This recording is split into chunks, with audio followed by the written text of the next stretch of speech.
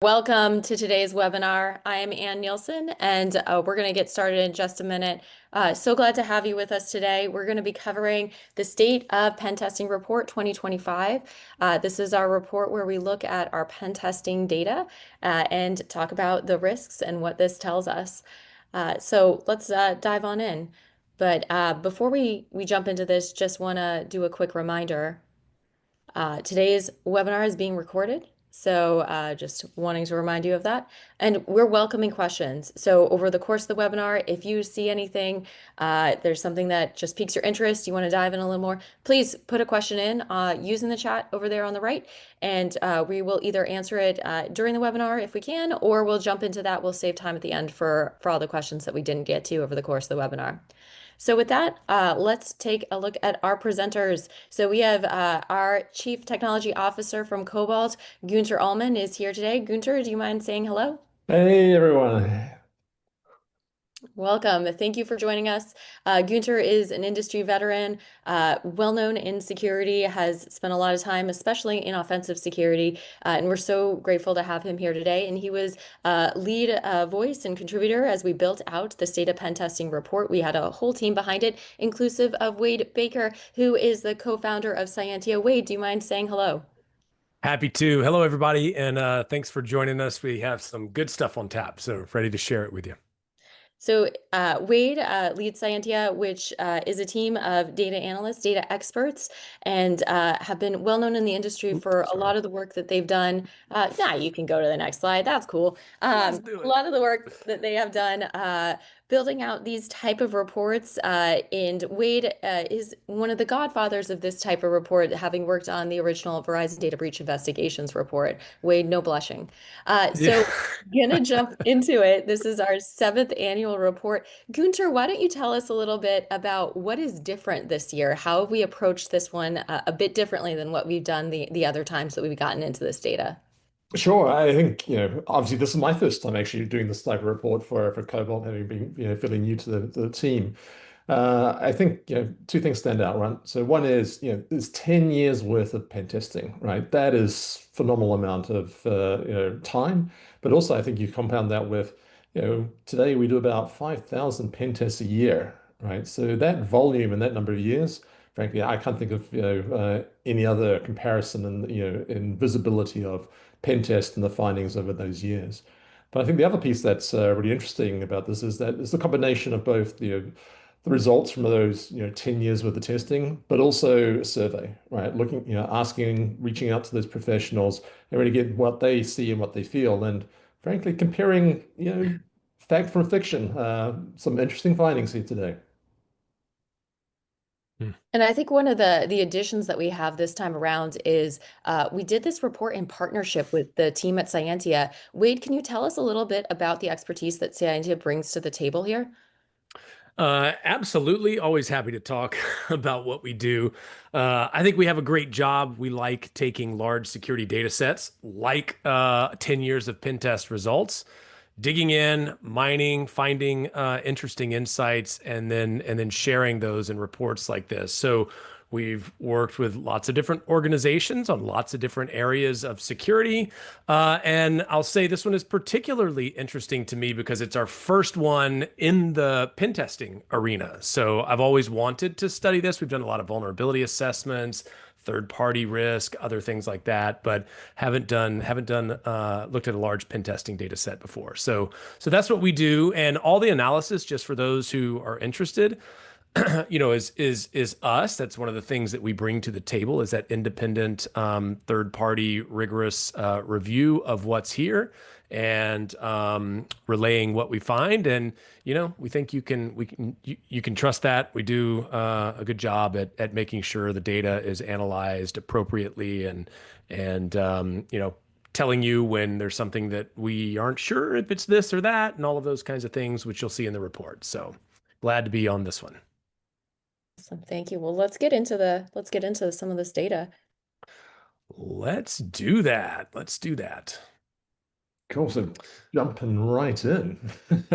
Right. So some interesting analysis, right? I mean, let's be clear. Pen testing has been around for, it's a 30-year-old industry, right? And it's actually changed quite a bit over the years, unsurprisingly, but maybe not as much as we'd generally sort of hope. But over the last few years, we have seen this big change in the way that companies approach pen testing and how they secure their security stack, right? I think for many, many years, the approach to pen testing has been largely driven as an annual program, right? And so, surveying amongst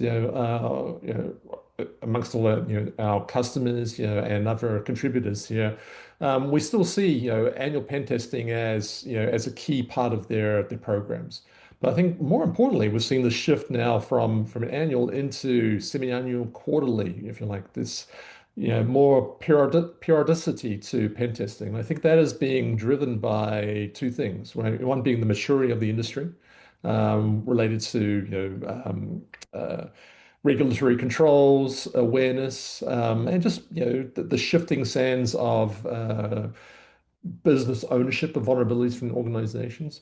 And I can also see that vulnerability scanning and traditional vulnerability focus have moved into automated, right? So often hear about this automated testing providing this continuous visibility. The reality is, though, that for finding vulnerabilities and penetration testing, companies are now moving into periodic testing, and so quarterly seems to become the most popular, and seems to be driving the most ROI for our customers today. The other one I'd sort of highlight here is that 94% of firms view pen testing as essential to their security program. I'm not quite sure what the other 6% think of, really. Maybe they're still government still sort of thinking that it's they are maybe not essential, but it's a cross they have to bear. It's required for certification. Let's get the pain off as fast as possible. But it is essential for every security program now, every modern application, every modern security team, and modern security environment.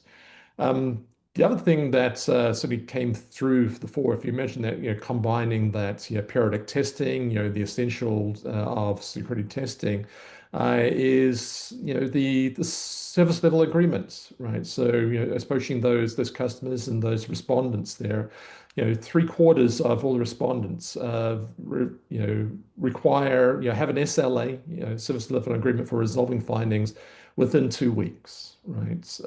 Particularly for critical and high and medium risks there. That's good, and year on year, we've seen that advancements in there. But I think there may be a little surprise between, what the SLA is and maybe what the reality is there. Yeah, yeah. It's actually one of the things, Gunter, that I liked about this particular. We don't always get to analyze, survey what people think, their perceptions, and then see how that checks out with the reality of hard data. So we'll get to look at those SLA findings in a little bit in light of real remediation data. Um, maybe let's move on. Speaking of remediation, and let's talk about why, and how companies go about prioritizing these things. So, the last slide, 96% think pen tests are essential. Pen tests are going to derive some findings that need to be looked at and corrected. And then how do they go about? This is survey data, by the way, the pink bars. I don't think it's too surprising that 36% of those that were surveyed said that, the criticality of the finding drives whether or not they fix, how fast they fix. And associated with that, I want to say that in this report, you'll see a lot of focus in the next several charts on what we call serious findings. And if you look at that chart in the bottom right, this is how Cobalt rates the risk associated with findings, and you have kind of a likelihood scale on the x-axis from very low to very high, and then the impact if that issue is exploited. There's some kind of impact, and that's also on a scale. So what we're calling serious findings is that upper right quadrant where likelihood is high or very high and the impact is high or very high. You could call these high risk findings, you could call them critical findings, but anytime you mention serious findings in the next several slides, that's what we're talking about. We're trying to get the stuff that really is important, and therefore, if you are taking a priority approach where you fix the critical stuff, these would be the likely ones that you want to see fixed and fixed fast. But Gunter, you may have some ideas here on this ease of fix, which is number two reason that things get fixed, which uh, is I don't think is being lazy. There's more to it than that, right? When you if companies take a tact of fixing the easy stuff first. Well, that's true. I often say that, some of the best hackers are some of the laziest people I know, right? They're always for the easiest way to get stuff done in the most efficient way. So, ease or efficiency, I think is sort of the key words here. I think the reality is that, the number of vulnerabilities that are discovered during a pen test, can vary widely, but, there are typically, dozens per pen test, on average there. And sometimes the easy fix that you just want to get out of the way, right? Wherever you're going to class it as a serious finding, or a medium finding, or even a low finding, frankly, they still represent a degree of security risk. And so, if there is a cheap and economical way of mitigating that risk, fixing it, or providing some level of defense in depth technique, then you should do it. Knock it out, right? Yeah. If only for your, achieving your SLAs. But the reality is that, if I wear my, pen tester hat on, and my, offensive, adversary perspective, sometimes it's easy for me to chain a number of low and medium risk vulnerabilities together to be able to achieve my particular goals. And that becomes some of the most efficient, but it's also some of the times, the easiest way to evade, threat detection systems, right? And so, go for the easies, and don't worry too much about that, right? So, knock them off there.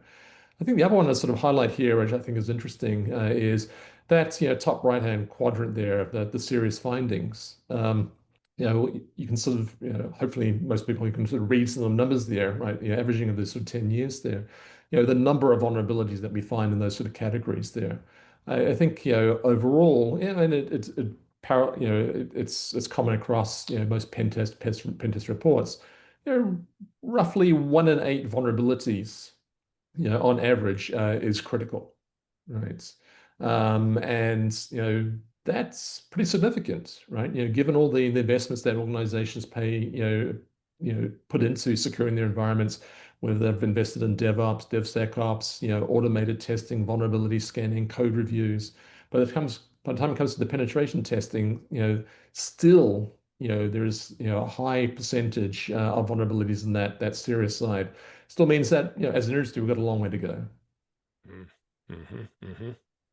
Yeah, and it's also important if you think about it. If you just kind of randomly fix stuff, if the critical ones are 1 in 8, you're going to miss a lot of them. So it's good to be able to focus in on which ones really matter.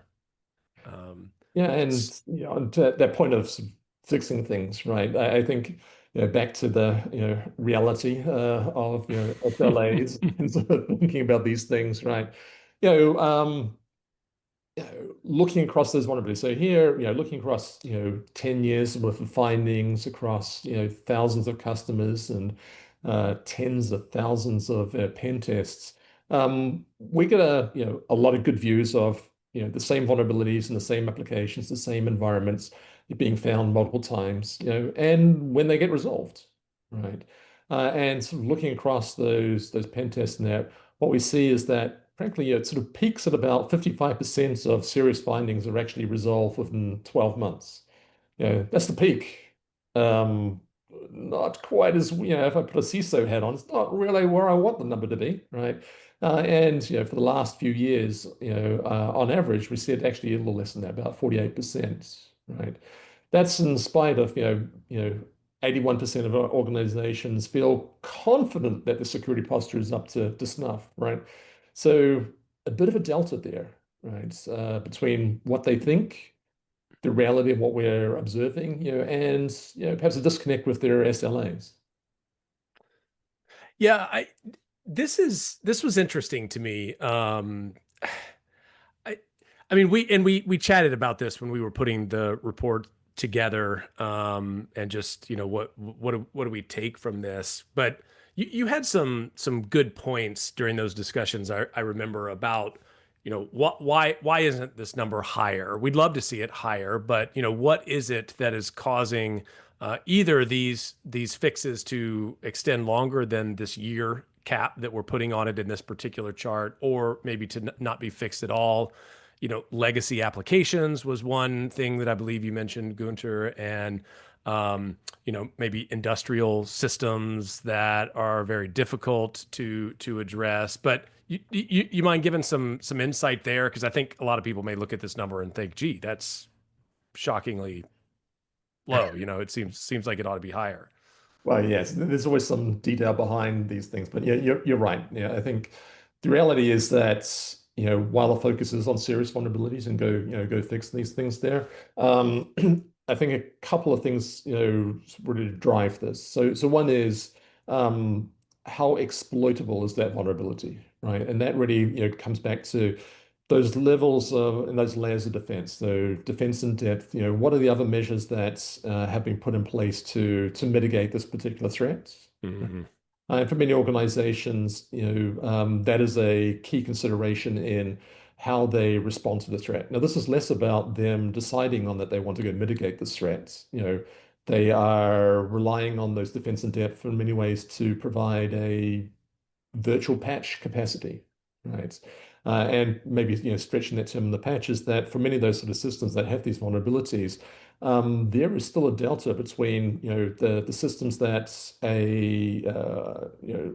an organization can actually fix themselves versus the availability of patches and fixes that come from third parties and vendors there, right? Hmm. So we see that sort of growth of maybe especially in the healthcare and industrial sector, systems that have been around for many years, which have a lot of regulatory controls, and vendor safety controls around the ability to patch, right? And so, the manufacturers of those devices tend to be, a little slower in checking patches, developing patches, proving patches, and then rolling out that, with the appropriate assurances, for example, right?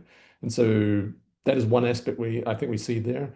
I think another aspect really revolves around is it safe to roll out some of these pitch fixes and some of these patches, right? And so there's a lot weighing on people's minds, CISO minds about, is a patch available? Is a fix available? What timeliness of that fix and patch? Is it justifiable to roll that patch? Does, let's say a critical vulnerability may be that uh, I support and support old ciphers and broken encryption technologies, right? So sometimes that all pair as a critical, severe vulnerability. The reality, though, is that the company makes a determination saying that if we close that off, then these applications, these business processes no longer work. We may lose these customers, and there may be additional safety features that are no longer apply. So, Hmm. again, devil in the detail, but overall, the industry is striving for better, and certainly, we start to see that reflected in the numbers. Yeah. Um, good deal. And I think all those reasons that you just said for the proportion of serious findings that are fixed, just everybody listening, keep those in mind as we now are looking at the time that it takes to fix, because those same reasons stretch out the time period of fix. So most people are familiar with some type of time to resolve or remediate. Here we're looking at mean time to resolve. Now, there's a distinction here that I think is important.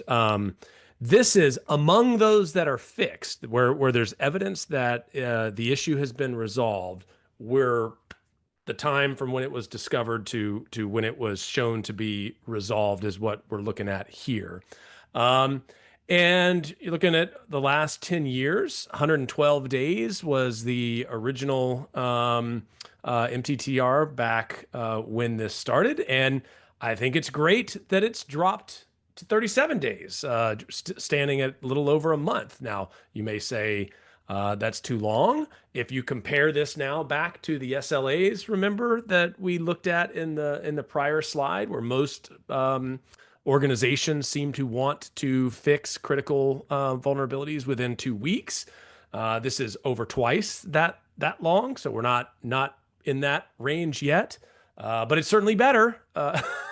And you've been doing this over this time frame. Does this sync with what you've seen, Gunter, as far as the industry kind of improving, maybe putting a little bit more emphasis on these things and fixing faster?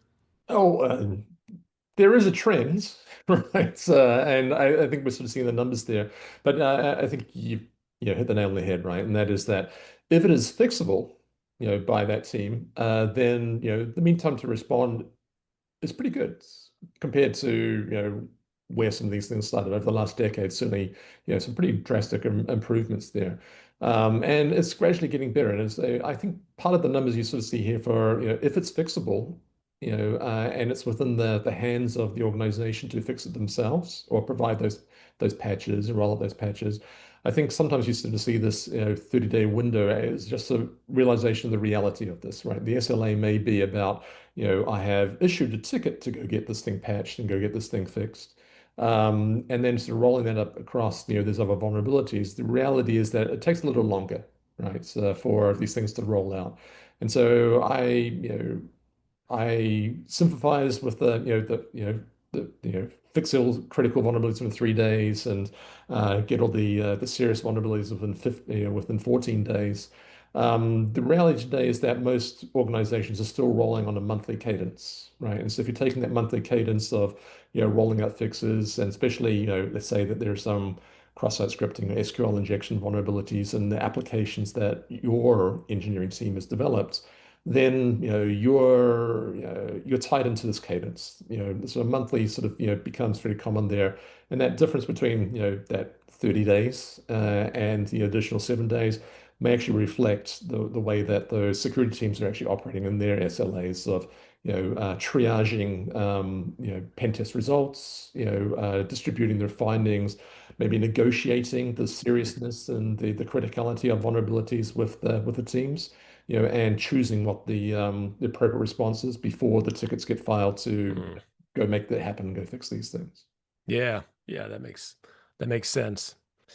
Um, so there's a contrast here, and I hope this isn't like just too in the weeds, but you have MTTR, which again is among the issues that the teams decided to fix. How quickly do they fix those? But then if you step back from that, we mentioned that there's a lot of issues that never get fixed. And when you sort of combine the burn down, if you will, for all issues found and what is the time that we're driving the number of open, unresolved pen test findings down over time, we kind of want a way to measure how quick, the speed of those that are fixed along with those that are never fixed. And a great way to do that is survival analysis. So this is used in many different applications, a statistical technique.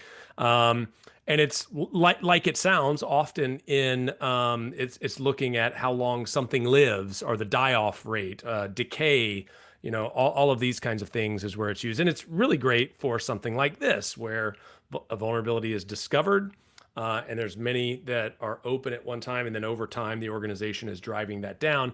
And so the story here looks quite different from just pure MTTR. And I'm not saying throw out MTTR, but maybe this is a little bit more hard reality view of things. And you see something like, okay, if you take those serious findings, the red line, we're at 104 days to reach half-life. So that's saying by after 104 days, we're at 50% of open pen test findings have been resolved, right? And then it kind of levels out after that and tails off for reasons that we've discussed. Some of those, maybe they had compensating controls and there was a decision not to ever fix that. But, even at 5+ years, you've still got, let's call it a quarter of findings, serious findings that are still open.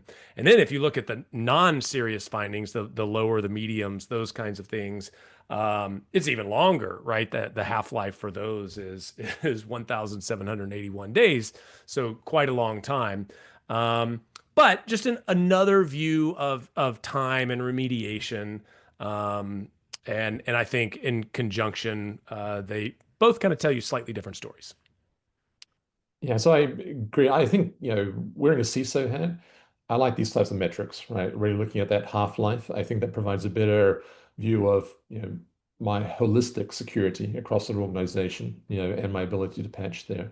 I do worry about, mean time to respond, has been popular for a long time, but in many ways, it's a common flaw in where people are, manage the metric as opposed to the intent, right? And I think that, aiming for those SLAs, but without, understanding, and driving the security overall, I think there's a delta there. And so I could see, a movement to really look at that half-life analysis. And I think that will provide a little bit more better insight to, you know, how my team's actually, as a CISO, how my team's actually genuinely performing. But also, I think it provides a better view to, um, what tooling am I using and what investments am I making in responding as well.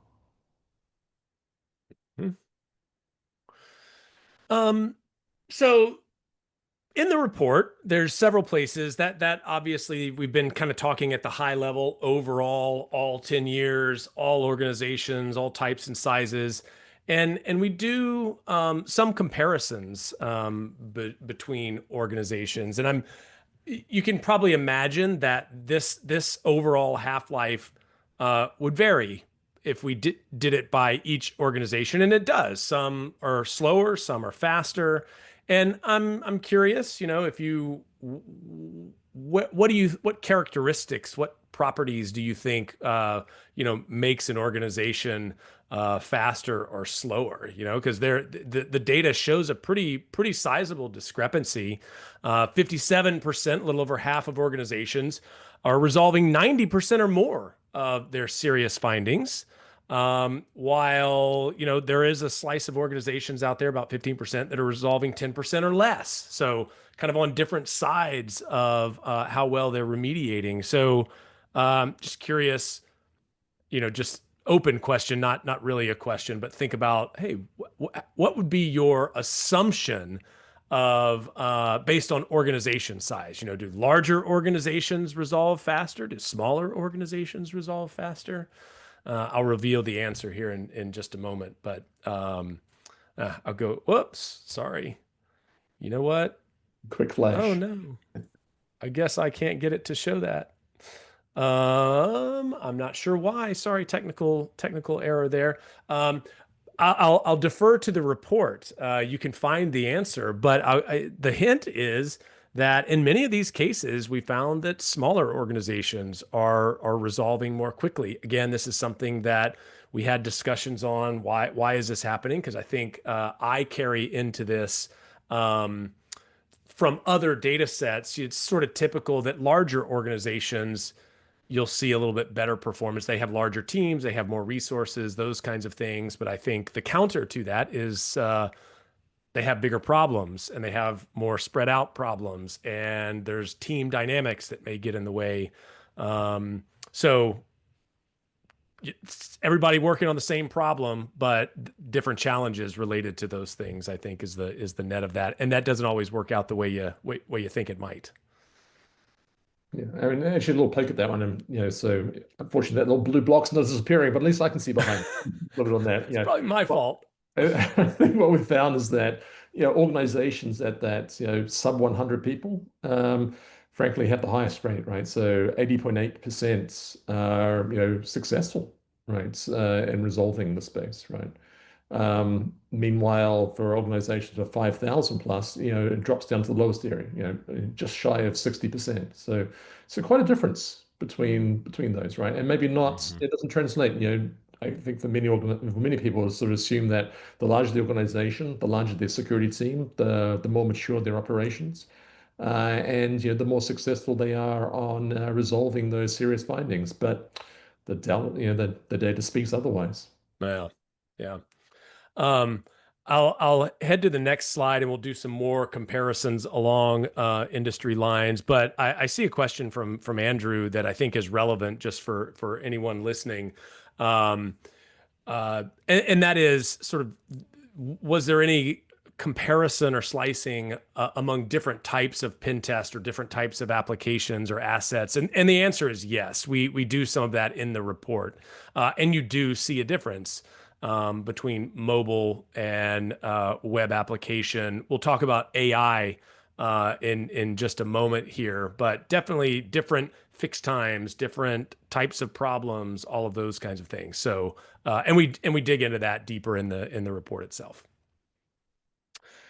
Um, so a couple industry comparisons of that overall resolution of pen test findings. Um, These are NAICS industries, North American Industry Classification System. So if some of them seem kind of weird, but all of them have definitions and you can go find them if you like. But transportation, a pretty high rate of findings. And then you get down on utilities on the other side, which, by the way, I think kind of syncs, Gunter, with what you were saying. If you can imagine the types of assets and systems that are in utilities, you might get the sense that you've got some legacy apps, you've got some non-standard, not so easy to patch, is just pushing, browser patches everywhere or something. But you've got some odd systems there to manage, and I think that's part of the discrepancy in some of these numbers here. Yeah, and I might highlight a couple of things. So, um, you know, I'm not surprised about hospitality, utilities, education appearing at the bottom of the spectrum, right? So, they have traditionally been resource constraints, from an IT and a cybersecurity perspective. They also tend to inherit much older equipment, and there's a lot of controls around, particularly related to insurance. What they can actually do with those systems. So the availability of talent, the availability of vendor to provide that support, and the overall health of the ecosystem. The transportation one genuinely surprises me on that one there. And I think one of the things to sort of bear in mind when we look at data like this is, the organizations that we're talking about here and their resolution these are organizations that are actively doing penetration testing. Yeah. Right. And so there is a bias here in all the data, 10 years of the data for organizations that are actually investing in that, right?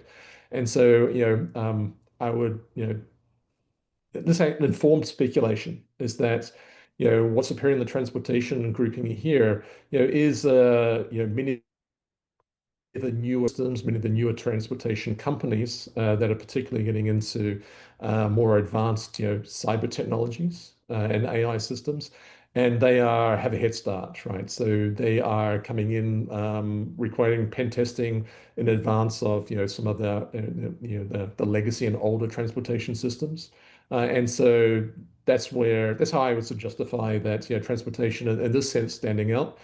So those that are, requesting pen testing and doing pen testing are just actually just naturally more mature than, much of the transportation sector today.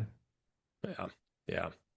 Um, and transportation is a weird industry in NAICS. We think trucking or something like that, shipping, and yes, that's in there, but logistics companies and firms all around in that oil pipelines, oddly enough, are in the transportation sector according to NAICS. So it's super wide range of industries, which is all mixed up in those findings. All right. So this is a fun chart. It's a bit of a of an eye thing here, but you can find your way. So we affectionately call these subway plots at Cyentia, and we like to do them when we're trying to compare a bunch of things across different dimensions. And so we've talked about so far, the rate of serious findings, that overall rate of 12 to 13%. If you recall back to that grid that we shared, uh, the proportion of serious findings that are resolved is the second column.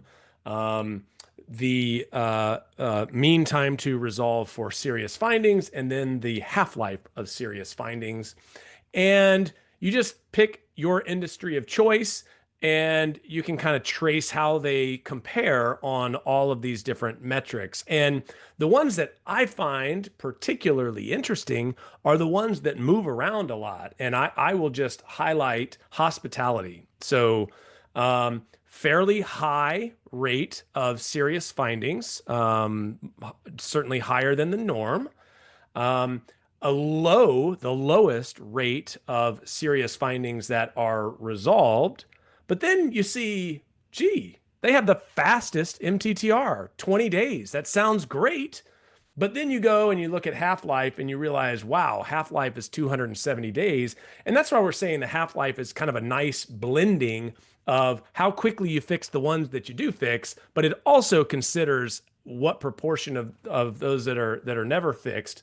So half-life is not so great on in the hospitality sector. So, Gunter, you have a couple favorites you want to call out here Oh, I and mean, ride certainly through the subway? certainly the hospitality one stands out. And I think, again, that speaks to the point that, if it's within their realm to fix, they fix it pretty fast. If it's not, then they're waiting for others. And that's where the problem happens, right?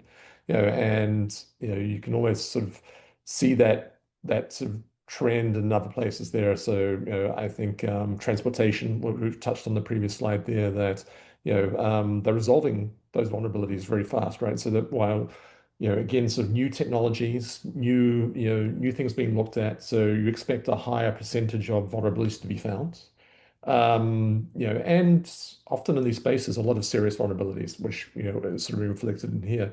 But again, they tend to be much more responsive in responding to these, and actually closing these things down. So, I think some interesting trends there Yeah. on that front there. I think one of the ones that is often very interesting to me is the financial services, right? I was going to mention And that. that Yeah. is that, out of all the different sectors, I found historically that financial services probably spends the highest percentage in security, and does have the money and do the funds and have the most regulatory controls around actually doing, penetration testing and security there. And you see, serious findings, at 11%. So, not too bad, given the scale of these things here. But, you know, the mean time to respond, and the overall life of responding on there quite low, Yeah. right? I think that again sort of reflects, a maturity in their defenses, and also their ability to mitigate the most serious ones is fundamental, but thereafter the tail drops off really quickly. Yeah, you don't often see them toward the back of the list in things like this, which is quite interesting. So, that's in the report. You can stare at it, trace your organization through. Um, let's turn to AI here. I mean, it's not a real security webinar unless we talk about AI these days. So I feel feel like we have to keep them happy. But I did genuinely find this interesting because I think we've probably more familiar with penetration testing of other things, but there's a ton of AI apps out there now, and what does the data say about challenges specific to that? So, I don't think it's surprising to know that two-thirds, the vast large majority of organizations are integrating Gen AI into their products. And we asked lots of different questions kind of in and around this, and they all kind of triaged on the same kind of thing. This is obviously a big deal, and so it's a lot of work that is being put into this, and therefore, I think in that environment, penetration tests are really important because code is being written and features being added very quickly. So, um, I also thought it was interesting that when we compared the different types of pen tests, so networks, web applications, mobile apps, all of those kinds of things, and AI, uh, AI had the highest rate of findings that were considered serious. So they had the highest threshold up in that corner. If you recall, the overall rate across all pen test findings is 12 to 13%. So this is significantly higher, indicating that the findings that are being turned up here are quite important. Um, and then it had the lowest rate of resolution of those findings. So kind of the double whammy on that. Gunter, thoughts on this? You've probably been working with clients on challenges associated with this. I mean, what's going on here? Well, I think, stepping back from the numbers there, right? I think, it's, AI, generative AI, and everything in between, right? Including, machine learning, and maybe it's better to maybe call this sort of whole group sort of, machine intelligence is probably, a good compromise on, the breadth of things that are going on in this space. Is that, as organizations are adopting, at least they're doing a good job, right, of actually wanting to pen test these things and look for the vulnerabilities, which is a good start to the technology. But because the technologies are so new, yeah, no surprises that the percentage of findings are in that high risk, or there's a high criticality to these things, right? And I've seen that year on year, right? For every new technology, you start with a whole lot of brand new vulnerabilities, new classes of vulnerabilities. And so I'm not surprised there. I think the part that also stands out is that not just the volume that's there, but you know how difficult it is to resolve some of these vulnerabilities, right? So I think for many organizations, it's only a small number of organizations that are actually building their own, AI or machine learning from the ground up. The vast majority of organizations are basically, incorporating a SaaS service, or taking open models, and dropping them in. So a lot more sort of black box usage of AI inside their organizations, and in particular their applications that they're developing for themselves, but also for for their business and for their customers. And I think that's reflected then by given the number of serious vulnerabilities that are actually being found during the pen testing phase, many of those vulnerabilities are lying in someone else's service, the SaaS service, the third-party provider, the open source package or whatever, and they don't yet have the teams or the mechanisms internally to mitigate those threats. So they're, more reliance on that third-party provider to go fix these things. And that's there, I think, where the gap is, right? And so Mhm. often those findings that are serious and being labeled on that are with that fundamental core technology, and that has been provided by a third party. And so there is a latency, and a reliance on the third party to go correct there, right? So Yeah. I do expect these numbers to improve significantly. All three of these numbers. We're seeing more and more people, more organizations understanding the threat of AI that they're putting incorporated into their organizations and are actually forcing their businesses to now do pen testing. We also see, the growth across the supply chain. So you may have a brand new product and you incorporate AI. You may not have done the pen testing before, but now your purchaser, as part of their purchase agreements, you are required to do pen testing against the AI now, right? So something that's new that's happening there. Um, and as these technologies mature, I expect, the number of high-risk vulnerabilities to be lumpy over time. I think that the types of vulnerabilities that are found in this space, especially the LLM, are the low-hanging fruits, fairly common ones there. Year on year, we'll find a new category of threat, a new category of vulnerability, and we'll see the numbers jump up. In Mm. that particular category, we'll learn to mitigate those. We'll learn to, detect those things earlier in the supply chain, earlier in the development life cycle, and that continues like for any technology there, right? So I think things are going to be unimproved. This is a snapshot in time. It's worrying, but if history repeats, we'll see improvement. And like some of those other previous curves where we see the big jump in the first few years and then leveling out over time, I expect to Yeah. see the same sort of thing here, maybe a little more condensed. Good stuff. I sound like a weather meteorologist at this point. But here we go. You should have the gestures and the so what kinds of vulnerabilities are we talking about here that are being discovered when AI apps or functions are pen tested? Um, the chart here, you'll see things that are grayed out, like SQL injection is a reminder that these are applications, right? And many times when an application that has AI capabilities or an AI app is tested, it's going to have a lot of the same issues that regular app has that we see all the time. The blue ones are specific to LLMs and other types of AI.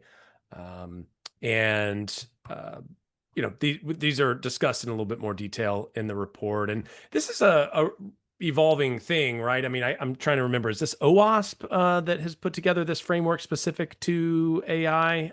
I don't quite I think recall. certainly the labels that we're using here are deliberately Yeah, tied back to the OWASP's guide, right? So yeah. Cobalt and our community of testers all contribute to to OWASP, and we have a number of researchers and pen testers that active in those communities actually defining these guidelines based on the testing that we're doing right in the space. And so, why we're calling out these blue lines here, like insecure outputs, prompt injection, these are labeled as unique for LLM, but they're a flavor, right? So, insecure output handling applies to any sort of application, but how they're for LLMs, there is a specific flavor that becomes more important there. But as you highlighted, SQL injection, still the most common one there for many organizations, especially for an LLM. Often it is a third-party library that may have been a little pre-trained and sort of dropped in. The good old chatbot being dropped in and wrapped around the application. Is probably one of the most common interfaces there, and companies still learning how to mitigate some of these things there. That said, that chatbot or the LLM still has some, unique vulnerabilities and new attack vectors that we're seeing. As a pen tester, we love getting new technologies, love getting our hands on these things, right? I think one of the interesting things about here is that many of these types of vulnerabilities, in particular, output handling, and information disclosure or sensitive information disclosure, we're seeing this move from, being able to detect it, to identify and test these things, actually move away from, the human iterating through every test into the human developing more automated testing capabilities to actually exhaust these. So many of these types of vulnerabilities are being found through, advanced fuzzing technologies. And so, Mm. the volume of these vulnerabilities to keep on going because of the fuzzing technology is there. But the triaging of these is still remain the human side. Now, that said, there is a delta between the things that you find, the vulnerabilities, and whether they should wear a security hat or a safety hat, right? And in particular for LLMs, I think every day we'll hear about some security vulnerability, but we also now hear about some embarrassing safety features, right? Yeah, I think we've heard about the bias and ethical concerns and the lack of transparency around the data, so some of the risks there, and examples of harmful content sort of appearing. So a new threat spectrum, both the security and the safety that CISOs are now having to navigate in a little different way, right? And maybe a rethinking of some of the classifications of these, right? What is I think we understand after the last 30 years of what a critical vulnerability is and a high risk vulnerability is. In the AI terms, though, what is a critical safety vulnerability, right? So I think there's a lot of interesting work, a lot of interesting research, and certainly from myself, my teams, involvement in the community, and the development of new standards, new assessment tools, new assessment technologies is pretty core to how this area is going to, change and transform over the coming years.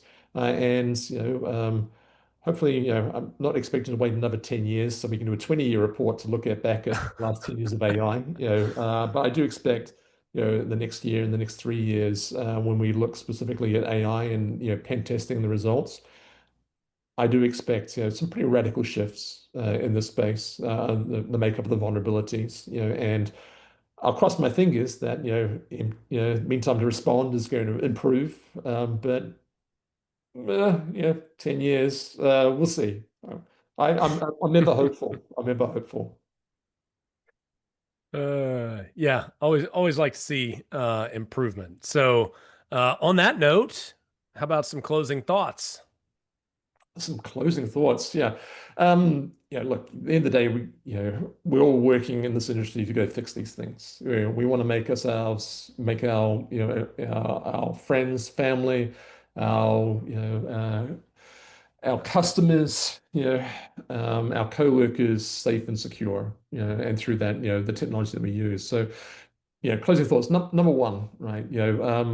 Programmatic approach to pen testing, right? So certainly this move from one-off pen testing into a cyclical testing, programmatic approach, repeated testing, an ensemble of I need infrastructure testing, I need code reviews, I need web app pen testing, I need API pen testing, I need LLM pen testing. These are all parts of a bigger program, right? And understanding how these things fit together is important as we navigate pen testing and offensive security going forward. Second one, is look, the pen test should not be the start of your security program. It should not be the end of your program either, right? And that is that those vulnerabilities that are identified through pen testing, and the remediation advice is that next step in resolving those vulnerabilities, right? So, the pen test is a snapshot, and for many cases, a compelling event for organizations to, focus on resolving those vulnerabilities and building that, into again, a programmatic approach to remediation. And where remediation is not possible, factoring in a level of defense in depth in that space. And the last area on that area is certainly ensuring that remediate what you can, mitigate what you can, then provide visibility to be able to identify whether or not you're actually fixing these things on time, and at a pace, but also, invest in that security operations center, invest in those SIEM technology, invest in that, log analytics to be able to identify when these things are actually, are failing, and under attack, right? The third area is bring in experts, right? Vulnerability scanning, custom tools, threat reports will get you only so far, right? So in particular, there has been a great improvements in attack surface management and security, scorecarding of environments and these sort of things. They provide a nice view. It may be a little bit of a warm blanket in there, but actually genuinely bring in the experts, right? There is a big difference between a vulnerability scanner, continuous vulnerability scanning, a average pen test, an excellent pen test, and and there's also a delta then with the difference between here's a pen test report versus, here is how the pen test was run, hand in hand. We've seen some of that, work fantastically in the security operations side, right? In the security incident response, where we've moved from, log analytics into, red teaming, blue teaming, purple teaming altogether. Expertise matters in this space, especially in newer technology areas. And even if you're not in a newer technology area, it's more than likely you're incorporating, newer technologies into your applications, into your environments, and you need to tap those experts. All right. I think we have a little bit for questions, We have- maybe. Yeah, we have time for just a Okay. couple questions. You guys, spend a lot of time explaining a lot of what we have in this report, but if you heard something that piqued your interest, want to follow up, want to dig in deeper, there is still a lot more in the report that we didn't cover. Mhm. For instance, we were talking about, the top findings on web applications, the top findings on mobile applications, and didn't have time to get into that here today. We had it as backup slides in case we wanted to, but we're seeing as how we have 4 minutes left. Please go and download the report to check out more information and get your copy and read it deeply. But I think we have time for one or two questions here before we wrap up. I'd love to get Wade, Gunter, if you could share what you found surprising as we were doing this analysis. Wade, I know you look at a lot of data. Gunter, you have a deep history with pen testing. I'd love if you guys would share like one thing for you that was just surprising, different, not something that you expected to see. Wade, why don't you kick us off? Sure. I think that one for me would be um, the remediation timelines, and in particular Half-Life. And it's I find that interesting because we have been able to apply that analytical technique to different domains in security. So we've done that looking at code analysis on applications. We've done that with traditional security CVE based vulnerabilities and how quickly they're remediated. We've done that with exposed third-party services and looked at resolution of those kinds of findings, and now, of course, with pen tests. So I always love seeing how things like that differ. And I was kind of surprised, I that people didn't just jump because of all of those things. I put pen test findings as more real, right? A human has done this and proven that it's an issue and proven exploitable, and so to me, that is more urgent just inherently than some vulnerability, which the scanner says is there, but I don't have any other context around. So I was surprised that that wasn't more urgent in some of the numbers. And I guess from my side, the survey results, I think should have confirmed and shed some more light on an area. So across the cyber security industry, fatigue, right? Certainly, in past life, I've had to deal with, my team's dealing with alert fatigue, right? And that the SOC operations, that 24-hour, 24/7 operations, and that. I'm seeing exactly the same thing in security teams that are dealing with vulnerabilities. Vulnerability fatigue is, maybe that second term that is sort of coming around. And it's a little different, right? And that is that, even as a pen tester, I hate handing across a report and saying, look, this is the third time I've done this pen test, and I'm seeing the same vulnerabilities again, right? And speaking to that customer, speaking to that, that CISA, and they're like, I know, they're required to do these pen tests. They're alerting everyone about these vulnerabilities.